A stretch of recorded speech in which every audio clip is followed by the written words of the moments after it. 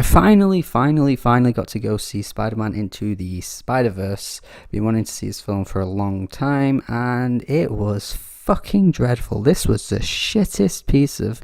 No, I'm kidding. This was actually really good, but yeah, superhero films these days, just not that bothered about them. Like, generally kind of getting bored, they're getting stale, they keep doing very similar things each time, and it's just really tedious. There's like 5 or 6 films a year that come from Marvel and DC. It's like, oh. So I was a little bit skeptical going into this film. I thought I wouldn't quite enjoy it that much. A lot of folk have praised it highly, though. A lot of movie critics, fans raved about this.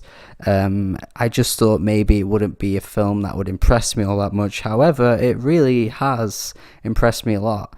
I definitely would go as far as saying this is probably in the top 3, maybe even top superhero film I've seen all decade. Beats literally every DC film that's come out. It's not that hard to beat those films, let's be honest, but I would say it probably even beats most of the Marvel films as well. Not to say they're all bad, I don't hate them just because they're popular. It's just like they keep doing the same plot over and over again. They have boring villains. The story is so predictable. Like, I just don't find them that exciting. But when you make a film like Spider-Man Into Spider-Verse and you just throw on this amazing animation, so much color and vibrance, it was just so fun to watch. Even the humor was on point nearly like all of the time. There were just a few times where the jokes didn't quite land, but some of the humor in this got me laughing a lot. That Rubik's Cube thing with the Nick Cage Spider-Man wasn't all that funny. His character was really funny though, but that little running gag didn't really land that well, I don't think. And the part where Miles Morales gets his hand stuck in Gwen Stacy's hair, I mean, it was essential to his character to sort of understand what's going on with his like hands and his body and stuff, but it wasn't really that funny. But even everything else, I would say, really was funny. Jake Johnson, I thought, played the other Peter Parker really well. I found everything about his character really engaging and really entertaining, and the way they play off each other was really good too. There was some like deep, important moments in the characters as well for their progression. They did really well with those two characters. And Shameik Moore is probably my favourite Spider-Man I've ever seen on screen. Obviously, you don't literally see him, but his character, Miles Morales, he did so well at making you relate to him as a teenager. As something as well I noticed, which I really liked. I don't know if it was just something I'm picking up that wasn't actually quite there, but it seemed as though at the start of the film where he was just like an ordinary teenager, he had like quite a boyish voice, but as he grows into the Spider-Man role throughout the film and towards the end, like he seemed to sound more like an adult. I don't know if it was just my ears picking up something that wasn't there, but it was something I really quite liked, how he just seemed to grow as a person and grow and mature really well. And I like the way Shameik Moore just sort of like gave you that sense of, oh, he's just a kid, but actually he's maturing really quickly as well. So yeah, there's so much that I really liked about this film, like the design of everything, the way it's animated. I keep mentioning this, but it is animated so friggin' well. Like, I adored the way this film looked, and so many little quirky elements in the film as well, like where the two Spider-Men are like walking up the wall and like they're talking at the same time. I really like the way that bit's shot. It's really cool. Honestly, if it doesn't win Best Animated Feature at the Oscars, then I don't know what the fuck you've got to do to win Best Animated Feature, because seriously, it is so well made.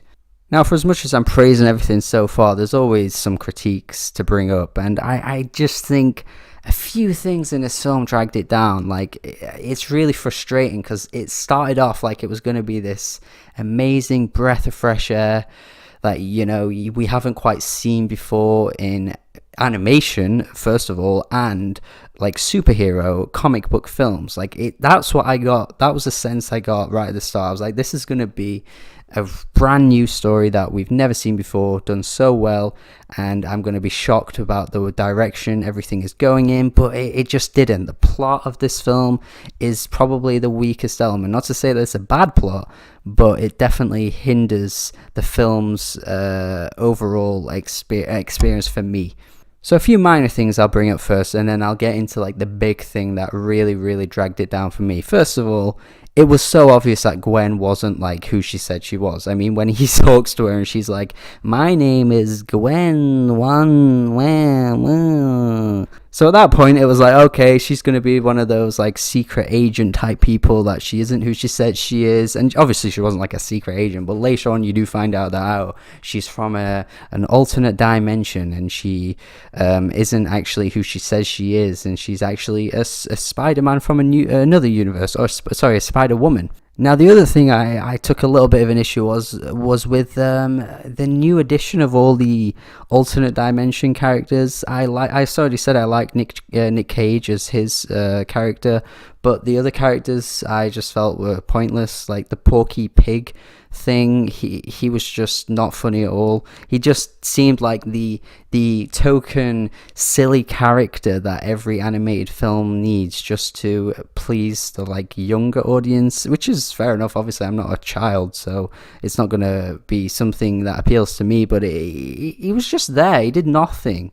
I get that maybe if you're a big comic book fan and you adore the history of Spider-Man, then maybe that character to you would probably mean more to someone like me who's just going in as a casual into this film, who doesn't really know the history of all the different dimensions that's in the Spider-Man universe. Yeah, maybe I get that, but as a character for this film, he didn't add nothing. The same with Penny as well, the girl with the robot. I didn't really see what she added either. It was cool as like it crossed dimensions, and it actually had quite a complex plot, especially for children going into this film. It is quite a heavy sort of subject matter that you may not pick up on first viewing, especially if you're a child. Like I do appreciate that they went and did that, but just the characters themselves weren't really that strong. Now, for me, to say how good the interplay was between the alternate Peter Parker and Miles Morales, like, I just wanted more of that, to be honest. Like, I could have done without these other characters in the film. They weren't bad, but they just didn't really add to the plot for me, and they were just so good as themselves that I just wouldn't have minded the entire film just being about them two. And one other minor thing was just the big battle right at the end. It looked amazing. Like, the colors were just so all over the place. It was so hectic, but yeah, it just looked amazing. Like, everything about that was designed so well.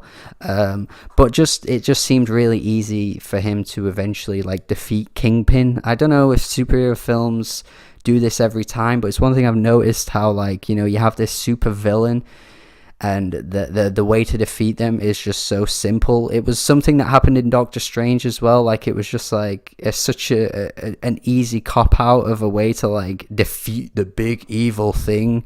It also happened in Spider-Man Homecoming as well, with Michael Keaton as that bird thing. The way he ended up getting defeated was just so like, oh, is that it? Is that all it took? Like, it just seems to happen every so often. And in this, yeah, it made sense because it was like a little funny callback to a previous joke in the film, which I did like, but it just seemed a bit basic and straightforward. These are only little minor things though. Like, for what it is, this was a genuinely really good film. But the major thing that took away from it for me was his uncle.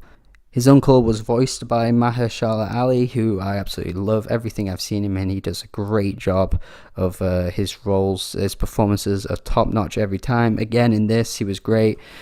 But they had to do it. They had to do it, didn't they? This was what I mean. It was such a breath of fresh air, the film. And then right up until this point where he's in his bedroom and he tries calling his uncle, and his uncle doesn't answer, and then the ultimate prowler just so happens to come into his bedroom. And the scene is quite intense. I did like that scene. But then he friggin' takes off his mask, and I shit you not, in my head during that scene, I was like, please don't be his uncle. Please don't be his uncle. Please don't be his uncle. Please don't be his uncle. and he takes off the mask, and it's his uncle. And I nearly let out the biggest sigh of my life, because I couldn't let out a big sigh because I was actually in the cinema on my own. I didn't want to look like an idiot, but in my head it was a long sigh. It's just such a cliche. Like, they always do this with films. Like, the bad guy is a relation to you. It's your dad, it's your uncle, it's your stepdad, it's your girlfriend's dad, it's whatever. Like, it's always the same thing. And in this film, they did it, and then later on, he dies. And yeah, it was actually really sad to see him die.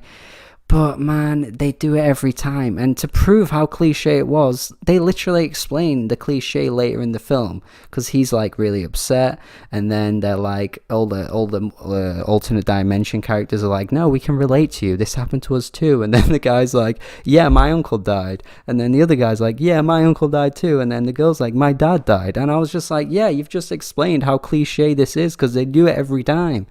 But other than that, it was really good. Like, I don't want to sound like I'm shitting on the film. I just really wanted something that wasn't so obvious. That was all. Like, it really let me down. Again, they're probably basing this off on what happens in the comics. Obviously, the comic books are adored by so many people. They're probably going to try and stick to the comics as closely as they can. As a person that doesn't read the comic books, it doesn't really matter to me, but I can see why they would stick to the storylines. But just for the film, it really felt really cliche, and everything else about the film just wasn't cliche at all to me. That, you know, everything was so well done, and this one thing I think just kind of made it seem like, it's just like every other film. Other than that, though, it was really good. Like, it was really good. I know I've been negative for quite a lot of this review, but I just was kind of disappointed to see it go in the direction that it did. Like, it was doing so well, and then it had to cop out and do something that I've seen 100 times before this decade, literally this decade. So really good film, though. Really good. I definitely recommend it. I do want to go see it again. I think it's just such a fun film to watch. Really well designed. Everything about it was so beautiful to look at, but just a few issues in the plot. But other than that, easily a 7 out of 10. Definitely really good. Recommend this. Anyway, let me know your thoughts. I've probably pissed off too many people by moaning about small things that they probably don't care about, which is fine. But if you like this film more than I did, let me know in the comments. And yeah, I hope you did enjoy it, because it is probably, again, like I said, definitely a top tier superhero film I've seen. So I do want to see more of this universe. I'm hoping there'll be sequels. I'm sure there will be, but I'm actually really hoping there will be sequels this time around. So yeah, thank you for watching my video. Have a good day. Goodbye.